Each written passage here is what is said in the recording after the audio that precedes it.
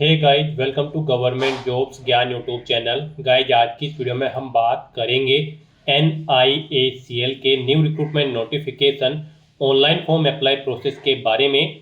जी हाँ दोस्तों, new India assurance company limited ने यहाँ पर एडमिनिस्ट्रेटिव ऑफिसर AO के 550 खाली पदों को भरने के लिए नोटिफिकेशन रिलीज कर दिया है। कैसे आप इस भर्ती में पार्टिसिपेट करने के लिए अपने फॉर्म अप्लाई कर सकते हो बिना कोई मिस्टेक किए हुए, इसकी पूरी जानकारी हम आपको स्टेप बाय स्टेप रजिस्ट्रेशन से लेकर पेंट तक इस वीडियो में देंगे। बस आपको इस वीडियो को स्किप के बिना शुरू से लेकर एंड तक देखना है। उसके बाद वीडियो पसंद आए तो इसे लाइक और शेयर कर दें। चैनल पर नए हो तो इसे सब्सक्राइब कर लें। साथ ही साथ आपको फॉर्म अप्लाई करते हुए जो भी प्रॉब्लम फेस हो रही है उन सभी का हल आपको इस वीडियो में मिल जाएगा। कैसे यहाँ पर आपको अपनी क्वालिफिकेशन की डिटेल देनी है, कैसे डॉक्यूमेंट अपलोड करने हैं, फोटो और सिग्नेचर आपको अपलोड करने हैं, पूरी जानकारी आपको इस वीडियो में दी जाएगी। बस आपको एंड तक हमारे साथ इस वीडियो में बने रहना है। तो बिना कोई वक्त गंवाए चलिए शुरू करते हैं। आपको इस वीडियो की डिस्क्रिप्शन बॉक्स में हमारी वेबसाइट IND-sarkari-naukri.in के इस पेज का लिंक मिल जाएगा। यहाँ पर आपको इस भर्ती के रिगार्डिंग सभी डिटेल्स प्रोवाइड कर दी गई है। The new India assurance company limited NIACL ने यहाँ पर एडमिनिस्ट्रेटिव ऑफिसर AO के 550 खाली पदों को भरने के लिए नोटिफिकेशन रिलीज कर दिया है। आप 7 अगस्त 2025 से 30 अगस्त 2025 तक अपने फॉर्म अप्लाई कर सकते हो। ग्रेजुएट, पोस्ट ग्रेजुएट डिग्री धारक कैंडिडेट एलिजिबल हैं, अप्लाई कर सकते हैं। 21 से 30 साल आपकी आयु सीमा रखी गई है। यहाँ पर जनरल, OBC, EWS के लिए 850 रुपये फीस है। SC, ST, PWD कैंडिडेट को मात्र 100 रुपये फीस के रूप में जमा कराने हैं।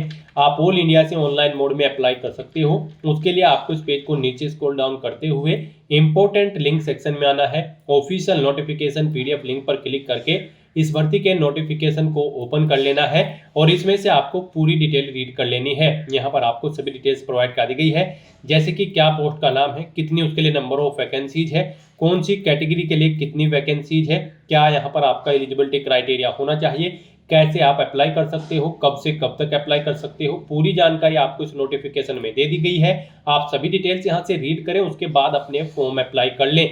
फॉर्म अप्लाई करने के लिए भी आपको हमारी वेबसाइट के इसी पेज पर ही अप्लाई ऑनलाइन का लिंक दिया गया है। जैसे ही आप इस लिंक पर क्लिक करेंगे आपके सामने यहाँ पर NIACL का ये ऑफिशियल पोर्टल ओपन होगा। गाइस, यहाँ पर अगर आपने पहले से रजिस्ट्रेशन कर रखा है तो आपको अपना रजिस्ट्रेशन नंबर एंटर करना है, पासवर्ड एंटर करना है, ये कैप्चा कोड यहाँ पर एंटर करना है और सबमिट के ऑप्शन पर क्लिक करके अपने डैशबोर्ड में लॉगिन करके अपना फॉर्म अप्लाई कर लेना है। और अगर आप इस भर्ती के लिए फर्स्ट टाइम अप्लाई करने जा रहे हो तो सबसे पहले यहाँ पर आपको अपना रजिस्ट्रेशन करना होगा। उसके लिए आपको click here for new registration की टैब दी गई है, आप इस पर क्लिक करें, आपके सामने रजिस्ट्रेशन का फॉर्म ओपन हो जाएगा। अब यहाँ पर आपको अपनी बेसिक इन्फॉर्मेशन प्रोवाइड कराते हुए अपना रजिस्ट्रेशन करना होगा। सबसे पहले यहाँ पर आपको अपना फर्स्ट नेम एंटर करना है, फिर उसे एक बार फिर से एंटर करके कन्फर्म कर लेना है। उसके बाद अगर आपका मिडिल नेम, लास्ट नेम है तो यहाँ पर आप एंटर करके उन्हें कन्फर्म कर ले। फिर यहाँ पर आपको आपका फुल नेम शो कर दिया जाएगा, जो नेम यहाँ पर आप प्रोवाइड कराएंगे। उसके बाद गाइज यहाँ पर आपको अपना मोबाइल नंबर एंटर करना है, उसे एक बार फिर से एंटर करके कंफर्म कर लेना है। कोई अल्टरनेट मोबाइल नंबर है तो वो यहाँ पर आप एंटर कर दें, नहीं है तो इस कॉलम को आप खाली छोड़ दें। उसके बाद फिर यहाँ पर आपको अपनी ईमेल ID के शुरू के कैरेक्टर एंटर करने हैं और फिर इस सेकंड कॉलम में से आपको डोमेन नेम सेलेक्ट कर लेना है जिस पर आपकी ईमेल ID है। उसके बाद यहाँ पर आपको अपनी कंप्लीट ईमेल ID टाइप करनी है, फिर आपको ये कैप्चा कोड इस बॉक्स में एंटर करना है और फिर गाइस सेव एंड नेक्स्ट के ऑप्शन पर क्लिक कर देना है। इस तरह से यहाँ पर आपका रजिस्ट्रेशन सक्सेसफुली कंप्लीट हो चुका है। एक रजिस्ट्रेशन नंबर और पासवर्ड यहाँ पर आपको प्रोवाइड करा दिया गया है। ये रजिस्ट्रेशन नंबर और पासवर्ड आपके रजिस्टर्ड मोबाइल नंबर और ईमेल ID पर भी सबमिट कर दिए गए हैं। आपको इन्हें केयरफुली नोट डाउन करके रख लेना है फ्यूचर यूज के लिए। और यहाँ पर गाइज अब आपको अपना फोटो अपलोड करना है, लाइव फोटो कैप्चर करना है और सिग्नेचर आपको अपने यहाँ पर अपलोड करने हैं। इन्हें अपलोड करने के लिए आपको यहाँ पर गाइडलाइन दी गई है। आपको यहाँ पर guideline for scanning the photograph and signature के इस लिंक पर क्लिक करना है और PDF को ओपन करके पहले गाइडलाइन रीड कर लेनी है। उनके अकॉर्डिंग फिर आपको अपने डॉक्यूमेंट यहाँ पर अपलोड करने हैं। फोटो यहाँ पर आपका 20 KB से 50 KB के बीच में होना चाहिए। डायमेंशन उसकी यहाँ पर 200 × 230 पिक्सल होनी चाहिए। JPG या फिर JPEG फॉर्मेट में आपका फोटो यहाँ पर होना चाहिए जो फोटो आप अपलोड करेंगे। और फिर यहाँ पर जब आप अपना लाइव फोटो कैप्चर करेंगे उसे भी कैप्चर करते समय आपको कुछ चीज़ों का ध्यान रखना है। जब आप अपना फोटो कैप्चर करेंगे आपका चेहरा सीधा कैमरे की तरफ होना चाहिए, आपके वेब कैमरा की तरफ, और फिर जहां पर आप अपना फोटो कैप्चर करेंगे वहां पर प्रॉपर वे में लाइट होनी चाहिए, प्लेन बैकग्राउंड आपका होना चाहिए। फोटो कैप्चर करते समय यहां पर आपको अपने चेहरे पर कोई मास्क या फिर सनग्लासेस वगैरह नहीं पहनने हैं, साथ ही साथ आपको कानों में भी ईयरफोन्स वगैरह नहीं लगाने हैं। और यहाँ पर जब आप अपने सिग्नेचर अपलोड करेंगे, सिग्नेचर आपके 10 KB से 20 KB के बीच में होने चाहिए, 140x60 पिक्सल उनकी डायमेंशन होनी चाहिए। और यहाँ पर व्हाइट पेपर पर ब्लैंक इंक पेन से आपको अपने सिग्नेचर करने होंगे, कैपिटल लेटर्स में आपको अपने सिग्नेचर नहीं करने हैं। तो इन गाइडलाइंस को ध्यान में रखते हुए यहाँ पर आपको अपना फोटो सिग्नेचर अपलोड करने हैं। यहाँ पर फोटो अपलोड करने के लिए आपको चूज फाइल के ऑप्शन पर क्लिक करना है, फाइल को सिलेक्ट कर लेना है और अपना फोटो यहाँ पर आपको अपलोड कर देना है। फिर गाइस यहाँ पर आपको अपना लाइव फोटो कैप्चर करना है। आप कैप्चर फोटो के ऑप्शन पर क्लिक करें और अपने वेब कैमरा के थ्रू अपना लाइव फोटो यहाँ पर कैप्चर कर लें। और अगर आप यहाँ पर वेब कैमरा के थ्रू अपना फोटो कैप्चर नहीं करना चाहते हैं तो फिर यहाँ पर आपको ये QR कोड दिया गया है, आप क्लिक हियर टू स्कैन के ऑप्शन पर क्लिक करें। ये QR कोड आपको शो होगा, आप इसे अपने मोबाइल से स्कैन करें। जो आपके मोबाइल में QR कोड रीडर एप्लीकेशन है उसके थ्रू आप इसे स्कैन करें और फिर लिंक पर क्लिक करते हुए आप यहाँ पर अपना फोटो कैप्चर कर दें। फोटो कैप्चर करने के बाद फिर आपको इस चेकबॉक्स को ओके करना है। फिर यहाँ पर आपको अपने सिग्नेचर अपलोड करने हैं, उनके लिए भी आपको चूज फाइल के ऑप्शन पर क्लिक करना है, फाइल को सिलेक्ट कर लेना है और अपने सिग्नेचर को यहाँ पर आपको अपलोड कर देना है। फिर आपको इस चेकबॉक्स को ओके करना है और फिर गाइस यहाँ पर आपको नेक्स्ट के ऑप्शन पर क्लिक कर देना है। नेक्स्ट यहाँ पर आपको अपनी बेसिक इन्फॉर्मेशन देनी है। यहाँ पर सबसे पहले आपको स्ट्रीम सेलेक्ट करनी है, एडमिनिस्ट्रेटिव ऑफिसर की किस स्ट्रीम के लिए आप अप्लाई करना चाहते हैं। यहाँ पर आप अपने अकॉर्डिंग ऑप्शन सेलेक्ट करें, risk engineer, automobiles engineer, legal specialist, accounts specialist या फिर AO हेल्थ। आप अपने अकॉर्डिंग यहाँ पर ऑप्शन सेलेक्ट करें। उसके बाद गाइस यहाँ पर आपको अपनी कैटेगरी सेलेक्ट करनी है, आप जिस कैटेगरी से बिलोंग करते हैं। फिर यहाँ पर आपसे पूछा गया है कि क्या आप disability person with disability candidate हैं और आपकी डिसेबिलिटी 40% से अबव है, अगर है तो आप यस करें, डिसेबिलिटी का टाइप सेलेक्ट करें और फिर यहाँ पर आप अपनी डिसेबिलिटी का नेचर सेलेक्ट करें और फिर उसकी डिटेल दें। नहीं है तो आप नो ऑप्शन सेलेक्ट कर लेंगे अगर आपको यहाँ पर कोई डिसेबिलिटी नहीं है। फिर आपसे पूछा गया है कि क्या यहाँ पर आपको एग्जाम टाइम के दौरान कॉम्पेंसेटरी की जरूरत पड़ेगी, अगर आप यहाँ पर डिसेबल्ड कैंडिडेट हैं, अगर होगी तो आप यस करेंगे, नहीं तो नो ऑप्शन सेलेक्ट करेंगे। ये ऑप्शन आपको डिसेबल्ड कर दिए जाएंगे यहाँ पर अगर आपको कोई डिसेबिलिटी नहीं है। फिर यहाँ पर आपसे पूछा गया है कि क्या आप person with specified disabled cover करते हैं under the definition of section 2, अगर करते हैं तो यस करेंगे और फिर उसकी डिटेल देंगे, नहीं करते हैं तो नो ऑप्शन सेलेक्ट करेंगे। फिर आपसे पूछा गया है कि क्या आप एग्जिस्टिंग एम्प्लॉई हैं यहाँ पर किसी public sector general insurance company के, अगर हैं तो आप यस करेंगे, नहीं है तो आप नो ऑप्शन सेलेक्ट कर लेंगे। फिर आपसे पूछा गया है यहाँ पर आपकी कास्ट का नाम, आपको अपनी कास्ट का नाम यहाँ पर देना है, कास्ट सर्टिफिकेट इशू अथॉरिटी का नाम देना है, किसने आपको आपका कास्ट सर्टिफिकेट इशू किया है। अगर आप रिजर्व कैटेगरी से बिलोंग करते हैं तो आपको डिटेल्स प्रोवाइड करनी होगी। फिर कास्ट सर्टिफिकेट इशू डिस्ट्रिक्ट यहाँ पर आपको देना है, कास्ट सर्टिफिकेट इशू आपको स्टेट सेलेक्ट करना है, किस स्टेट का कास्ट सर्टिफिकेट है। उसके बाद यहाँ पर आपको caste certificate issue date select करनी है, किस डेट को आपका कास्ट सर्टिफिकेट आपको इशू है। कास्ट सर्टिफिकेट का सीरियल या फिर रेफरेंस नंबर यहाँ पर आपको एंटर करना है। अपना रिलीजन यहाँ पर आपको सिलेक्ट कर लेना है। फिर आपसे पूछा गया कि क्या आप माइनॉरिटी कम्युनिटी के अंतर्गत आते हैं, अगर आते हैं तो यस करें, नहीं तो नो ऑप्शन सेलेक्ट करें। उसके बाद आपसे पूछा गया कि क्या आप ये एक सर्विसमैन हैं, अगर है तो आप यस करेंगे और फिर सर्विस पीरियड यहाँ पर मंथ्स में देंगे, आपको अपनी सर्विस की डिटेल देनी होगी, नहीं है तो आप नो ऑप्शन सेलेक्ट करेंगे। फिर आपसे पूछा गया कि क्या यहाँ पर आप अपने आधार को वेरीफाई करने की सहमति प्रदान करते हैं, तो यहाँ पर आप येस या नो अपने अकॉर्डिंग ऑप्शन सेलेक्ट करें। अपना आधार कार्ड नंबर यहाँ पर आप एंटर करें। फिर पैन कार्ड नंबर यहाँ पर आपको अपना देना है। अपनी नेशनलिटी यहाँ पर आपको सिलेक्ट कर लेनी है। फिर यहाँ पर आपको प्री एग्जाम के लिए अपने एग्जाम सेंटर सेलेक्ट करने हैं। 3 चॉइसेस यहाँ पर आपको दी गई है, 3 एग्जाम सेंटर आपको सिलेक्ट करने हैं। पहले यहाँ पर आप स्टेट सेलेक्ट करें, उसके बाद यहाँ पर आप सिटी सेलेक्ट करें। इस तरह से यहाँ पर आपको पहले स्टेट सेलेक्ट करना है और फिर यहाँ पर आपको 3 एग्जाम सिटी अपनी चॉइस के अकॉर्डिंग सेलेक्ट कर लेनी है। ऐसे ही यहाँ पर आपको मेन एग्जामिनेशन के लिए भी 3 चॉइसेस दी गई है। आप 3 एग्जाम सिटी यहाँ पर अपने मेन एग्जामिनेशन के लिए सेलेक्ट करें।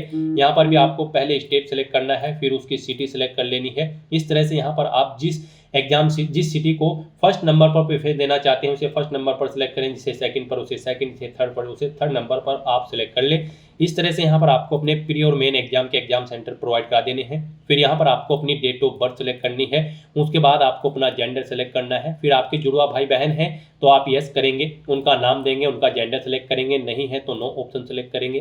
फिर यहाँ पर आपको अपना मैरिटल स्टेटस देना है, आप मैरिड हैं, अनमैरिड है या फिर विडो, आप अपने अकॉर्डिंग ऑप्शन सेलेक्ट करें। अपने फादर का नाम एंटर करें, मदर का नाम एंटर करें, अगर मैरिड हो तो अपने पति या फिर पत्नी का नाम एंटर करें। उसके बाद यहाँ पर आपको अपना कोरोस्पोंडेंस एड्रेस एंटर कर देना है। फिर यहाँ पर आपको अपना परमानेंट एड्रेस एंटर करना है, और अगर आपका परमानेंट एड्रेस आपके कोरोस्पोंडेंस एड्रेस के अकॉर्डिंग सेम है तो आप इस चेकबॉक्स को ओके कर देंगे। ऑटोमेटिकली आपका परमानेंट एड्रेस आपके कोरोस्पोंडेंस एड्रेस के अकॉर्डिंग फिल हो जाएगा। उसके बाद यहाँ पर गाइज आपको अपना जीएसटी इनवॉइसिंग एड्रेस सेलेक्ट करना है, यानी कि जिस एड्रेस पर आप इस भर्ती प्रोसेस के दौरान कम्युनिकेट करना चाहते हैं वो एड्रेस आप सेलेक्ट कर ले। फिर यहाँ पर आपको अपनी बैंक डिटेल प्रोवाइड करनी है, यहाँ पर आपको बैंक अकाउंट होल्डर का नाम देना है, फिर आपको अपना बैंक अकाउंट नंबर देना है, उसका यहाँ पर बैंक अकाउंट नंबर आपको दोबारा से एंटर करके कंफर्म कर लेना है, बैंक और ब्रांच का नाम देना है, अकाउंट का टाइप सेलेक्ट करना है, यहाँ पर वो सेविंग है या फिर करंट है। उसके बाद यहाँ पर आपको अपने बैंक का आईएफएससी कोड एंटर करना है। फिर यहाँ पर आपको आपकी कैटेगरी के अकॉर्डिंग एप्लीकेशन फीस का अमाउंट शो कर दिया जाएगा। इस तरह से अपनी ये सभी डिटेल्स यहाँ पर फिल करने के बाद फिर आपको वैलिडेट योर डिटेल के इस ऑप्शन पर क्लिक करके अपनी ये सभी डिटेल्स वैलिडेट कर लेनी है, और उसके बाद फिर आपको यहाँ पर सेव एंड नेक्स्ट के इस ऑप्शन पर क्लिक कर देना है। नेक्स्ट यहाँ पर आपको अपनी क्वालिफिकेशन, एक्सपीरियंस और लैंग्वेज की डिटेल प्रोवाइड करनी है। आप ऑफिशियल नोटिफिकेशन से चेकआउट कर सकते हो NIACL AO की पोस्ट पर अप्लाई करने के लिए क्या आपका एलिजिबिलिटी क्राइटेरिया होना चाहिए। यहाँ पर अगर आप जर्नलिस्ट स्ट्रीम के लिए अप्लाई कर रहे हैं तो आपके पास ग्रेजुएट या फिर पोस्ट ग्रेजुएट डिग्री होनी चाहिए किसी भी डिसिप्लिन के अंतर्गत किसी वेल रिकॉग्नाइज्ड यूनिवर्सिटी से।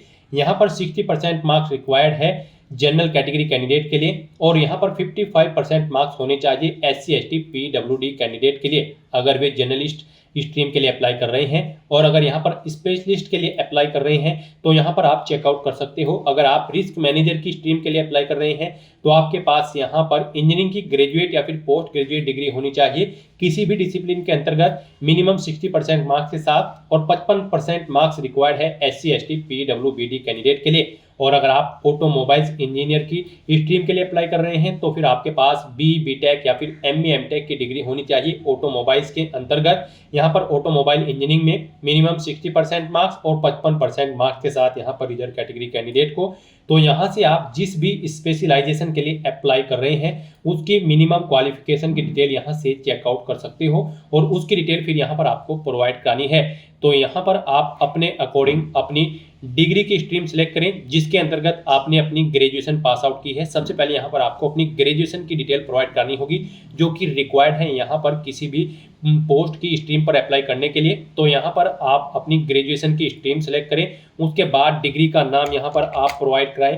फिर यहाँ पर आपको स्पेशलाइजेशन या फिर सब्जेक्ट देने हैं जिसमें आपने अपनी ग्रेजुएशन पास आउट की है, यूनिवर्सिटी का नाम देना है जिससे आपने अपनी ग्रेजुएशन पास आउट की है। फिर यहाँ पर आपको पासिंग डेट सेलेक्ट करनी है, डे, मंथ और ईयर। उसके बाद कितने % मार्क्स आपने ऑब्टेन किए हैं वो आपको एंटर करने हैं। फिर बताना है कि आपकी फर्स्ट क्लास है, सेकंड है या फिर आप पास आउट हो, आप अपने अकॉर्डिंग ऑप्शन सेलेक्ट करें। ऐसे ही यहाँ पर अगर आपने पोस्ट ग्रेजुएशन कंप्लीट कर रखी है या फिर उसके इक्विवेलेंट कोई क्वालिफिकेशन तो उसकी डिटेल भी आप सेम ऐसे ही यहाँ पर प्रोवाइड कर सकते हैं। कोई डिप्लोमा या फिर कोई प्रोफेशनल क्वालिफिकेशन या फिर कोई अन्य क्वालिफिकेशन है तो उसकी डिटेल भी आप सेम ऐसे ही यहाँ पर प्रोवाइड करा सकते हैं। फिर यहाँ पर आपसे पूछा गया है कि क्या आपको यहाँ पर कंप्यूटर पर वर्किंग नॉलेज है या फिर ऑपरेटिंग की, अगर है तो आप यस करेंगे, नहीं तो आप नो ऑप्शन सेलेक्ट करेंगे। आप अपने अकॉर्डिंग ऑप्शन सेलेक्ट करें। फिर यहाँ पर अगर आपको एक्सपीरियंस है तो आप अपने एक्सपीरियंस की डिटेल प्रोवाइड कराएं, नहीं है तो इस सेक्शन को खाली छोड़ दें। अगर आपको एक्सपीरियंस है और आप एक्सपीरियंस की डिटेल प्रोवाइड करना चाहते हैं तो सबसे पहले यहाँ पर आपको अपना नाम देना होगा। फिर यहाँ पर आपको अपनी डेजिग्नेशन देनी होगी, जिस पोस्ट पर आप कार्यरत थे, कब से कब तक आप कार्यरत थे वो डेट यहाँ पर आपको सेलेक्ट कर लेनी है। फिर यहाँ पर आपको नेचर ऑफ ड्यूटी देनी है, जॉब छोड़ चुके हो तो उसे छोड़ने का कारण यहाँ पर आपको देना है। फिर यहाँ पर इन डेट्स के अकॉर्डिंग आपके एक्सपीरियंस की डिटेल कैलकुलेट करके आपको शो कर दी जाएगी कितने ईयर और मंथ का यहाँ पर आपको एक्सपीरियंस है। फिर यहाँ पर आपसे पूछा गया है कि क्या आप यहाँ पर प्री एग्जामिनेशन ट्रेनिंग लेना चाहते हैं, अगर आप SC ST OBC या फिर PWD कैंडिडेट हैं तो यहाँ पर आप यस या नो अपने अकॉर्डिंग ऑप्शन सेलेक्ट करेंगे। अगर आप यहाँ पर रिजर्व कैटेगरी से बिलोंग करते होंगे और अगर आप जनरल कैटेगरी कैंडिडेट होंगे तो फिर आपके सामने ये ऑप्शन डिसेबल्ड कर दी जाएंगे। फिर यहाँ पर आपको अपनी लैंग्वेज की डिटेल प्रोवाइड करनी है। यहाँ पर आपको कम से कम हिंदी लैंग्वेज आनी जरूरी है, उसे आपको रीड, राइट और स्पीक आना जरूरी है। उसके बाद आप जो भी लैंग्वेज जानते हैं आप उसकी डिटेल यहाँ पर प्रोवाइड करा सकते हैं। इस तरह से अपनी क्वालिफिकेशन, एक्सपीरियंस और लैंग्वेजेज की डिटेल प्रोवाइड कराने के बाद गाइज आपको वैलिडेट योर डिटेल के इस ऑप्शन पर क्लिक करना है। अपनी इन सभी डिटेल्स को वैलिडेट कर लेना है और फिर यहाँ पर आपको सेव एंड नेक्स्ट के इस ऑप्शन पर क्लिक कर देना है। नेक्स्ट यहाँ पर आपने पीछे अब तक जो डिटेल प्रोवाइड कराई है उसका पूरा प्रीव्यू आपको शो कर दिया गया है। आपको सभी डिटेल्स केयरफुली चेकआउट करनी है। पेज को नीचे स्क्रॉल डाउन करना है, डिक्लेरेशन सेक्शन में आकर आई एग्री के चेकबॉक्स को ओके करना है और फिर यहाँ पर गाइज आपको कंप्लीट रजिस्ट्रेशन के इस ऑप्शन पर क्लिक कर देना है। नेक्स्ट यहाँ पर आपको अपना लेफ्ट थंब इंप्रेशन और hand written declaration document upload करना है। इनके लिए भी आपको गाइडलाइन दी गई है। आप गाइडलाइन फॉर डॉक्यूमेंट अपलोड के इस लिंक पर क्लिक करें, आपके सामने यहाँ पर पीडीएफ ओपन होगी। यहाँ से आप चेकआउट कर सकते हो। आपका जो लेफ्ट थंब इंप्रेशन है वो 20 KB से 50 KB के बीच में होना चाहिए। डायमेंशन उसकी 240 × 240 पिक्सल होनी चाहिए। जेपीजी या फिर जेपीईजी फॉर्मेट में आपकी इस फाइल का टाइप होना चाहिए। और जो हैंड रिटन डिक्लेरेशन डॉक्यूमेंट होगा वो यहाँ पर आपका 50 KB से 100 KB के बीच में होना चाहिए। डायमेंशन उसकी 800 × 400 पिक्सल होनी चाहिए। जेपीजी या फिर जेपीजी फॉर्मेट में आपका ये डॉक्यूमेंट होना चाहिए। तो यहाँ पर अपने डॉक्यूमेंट्स को अपलोड करने के लिए आपको चूज फाइल के ऑप्शन पर क्लिक करना है, फाइल को सिलेक्ट कर लेना है और 1 बाय 1 करके आपको अपने इन डॉक्यूमेंट्स को यहाँ पर अपलोड कर देना है। उसके बाद आपको ये सिक्योरिटी कोड इस बॉक्स में एंटर करना है और फिर गाइज आपको सेव एंड नेक्स्ट के इस ऑप्शन पर क्लिक कर देना है। नेक्स्ट आपके सामने कुछ इस तरह से इंटरफेस शो होगा। यहाँ पर अगर आप अपने एप्लीकेशन फॉर्म का प्रिंट आउट लेना चाहते हैं तो आप एप्लीकेशन प्रिंट के लिंक पर क्लिक करें और अपने एप्लीकेशन फॉर्म का एक प्रिंट आउट ले लें। और अब यहाँ पर आपको अपना फीस पेमेंट करना है। उसके लिए गाइड यहाँ पर आपको आपकी कैटेगरी के अकॉर्डिंग एप्लीकेशन फीस का अमाउंट शो कर दिया गया है। यहाँ पर अब आपको ये कैप्चा कोड इस बॉक्स में एंटर करना है और फिर आपको सबमिट के इस ऑप्शन पर क्लिक कर देना है। नेक्स्ट आपको फीस पेमेंट के इंटरफेस पर डायरेक्ट कर दिया जाएगा। गाइस यहाँ पर अगर आप जनरल ओबीसी ईडब्ल्यूएस कैंडिडेट हैं तो आपको 850 रुपये फीस जमा करानी है और अगर आप SC ST PWD कैंडिडेट हैं तो आपको मात्र 100 रुपये फीस के रूप में जमा कराने होंगे, जो कि आप ऑनलाइन मोड में जमा करा सकते हैं। यहाँ पर आप अपनी fees debit card, credit card, net banking, wallet, cash card, QR या फिर UPI के माध्यम से जमा करा सकते हो। UPI यहाँ पर आपके लिए सबसे बेस्ट और इजी ऑप्शन रहेगा। आप UPI के ऑप्शन पर क्लिक करें, मेक पेमेंट के ऑप्शन पर क्लिक करें, फिर यहाँ पर आप प्रोसीड विद पेमेंट के ऑप्शन पर क्लिक करें। उसके बाद आपके सामने कुछ इस तरह से इंटरफेस होगा। यहाँ पर आने के बाद आपको अपनी UPI ID एंटर करनी है और मेक पेमेंट के ऑप्शन पर क्लिक करके आपको अपना फीस पेमेंट कर देना है। और अगर आप UPI ID के थ्रू अपना फीस पेमेंट नहीं करना चाहते हैं तो यहाँ पर आपको एक और ऑप्शन दिया गया है। आप क्लिक हियर टू स्कैन के ऑप्शन पर क्लिक करें, इस QR कोड को अपने UPI से स्कैन करें और अपना फीस पेमेंट कर दें। सक्सेसफुली फीस पेमेंट करने के बाद यहाँ पर आपका एप्लीकेशन फॉर्म सबमिट हो जाएगा। उसके बाद आपको अपने एप्लीकेशन फॉर्म का एक हार्ड कॉपी प्रिंट आउट ले लेना है फ्यूचर यूज के लिए, फ्यूचर रेफरेंस के लिए। इस तरह से यहाँ पर आपके एप्लीकेशन फॉर्म की सभी टास्क कंप्लीट हो जाएगी। तो दोस्तों ऐसे आप the new India assurance company limited के एडमिनिस्ट्रेटिव ऑफिसर के 550 खाली पदों को भरने के लिए अपने फॉर्म अप्लाई कर सकते हो, स्टेप बाय स्टेप, बिना कोई मिस्टेक किए हुए। आज की इस वीडियो में बस इतना ही। आई होप ये वीडियो आपको पसंद आई होगी। अगर पसंद आई हो तो इसे लाइक और शेयर करें। चैनल पर नए हो तो इसे सब्सक्राइब कर लें। Thanks for watching.